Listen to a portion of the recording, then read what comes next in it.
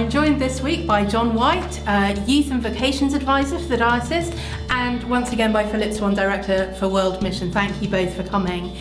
We're talking about Chapter 5 this week. What we give, we gain. What we give, we gain. I do love the way that those chapter titles just sort of set things up in a way that makes us think differently already, doesn't he?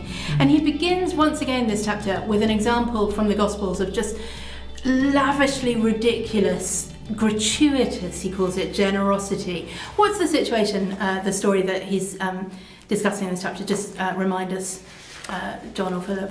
No. Okay. So we join the story in John's Gospel, and Jesus has just died, and Nicodemus, this character that keeps returning to us in John's Gospel, turns up, and comes to anoint the body of Jesus with spices and aloes in the passage that we're looking at. It's an extraordinary amount, isn't it? I don't think I'd ever really noticed that before. It says sort of £200 worth of it, £100, weighing £100. I mean, that feels like quite a lot to me. Absolutely, yes. It's sort of, lavishness of that. Far more than you'd need, isn't it? And surely. It's almost like, I was reading around it a little while ago, and it was one sort of saying, it's almost how you would treat royalty. Right. Fascinating, yeah. So.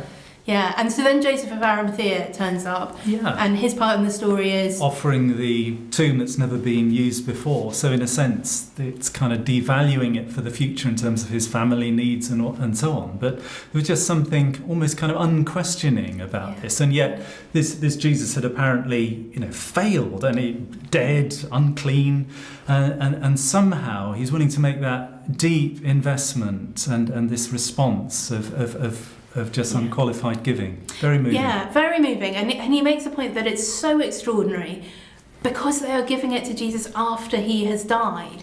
They cannot be expecting anything in return for this. And you might look at them and say, well, what a waste. What a waste to lavish these things and to open your family tomb for somebody who's died. How does the sort of ridiculous economics of God that we've been looking at throughout this book, how does that transform what Nicodemus and Joseph of Arimathea were doing? What can we see that's going on there? Well, I think in a way it's changing the whole way we look at life and economics in particular. And Justin Welby's got this uncanny ability through his background in business and in the oil business to understand what's going on in the world of finance and contrasting with this kind of closed system of exchange where you sort of get what you deserve and I worked for this to something completely open and almost sort of this random generosity which is so extraordinary. It is. He describes, doesn't he, for idiots like me who don't really understand this, a little bit about what economics is and what finance is, and describes sort of economics as the sort of hypothetical world where everybody behaves completely rationally, and finance as this sort of mysterious world of speculation over there. What place is there for generosity in a world that's run by economics, a world that's run by finance? Generally, I suppose we don't see huge amounts. You find the world of economics can be reasonably harsh if it's not worth investing in. I suppose someone like Bill Gates is a wonderful exception to that. It's sort of in a sense underlining the point you're making that when someone does decide, well, I'm going to sort of change the rules here and I'm going to relate to people and so on. Well, that's even after his time at the helm of Microsoft. Moving in and using that extraordinary amount of profit and his assets to be able to use that in a way that transforms the lives of others. Yeah, exactly. But actually, in the world of sort of economics and business, it is about the bottom line, isn't it? And that's always measured in financial terms only. And within that, to just give stuff away.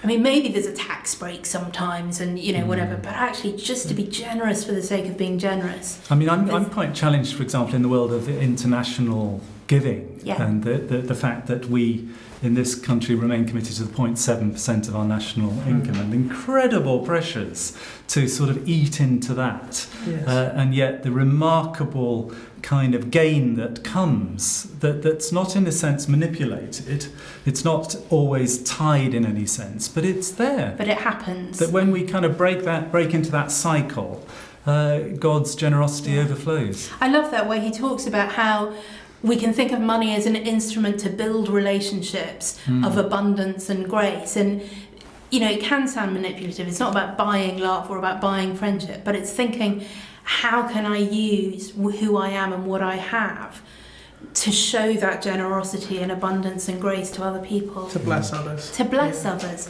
exactly. He talks about sometimes giving maybe more important for the giver than the receiver. Why might that be? Or perhaps, I don't know, you can think of examples where you've seen that. Well, we were thinking about this with some of my colleagues, creating some resources for this for different age groups.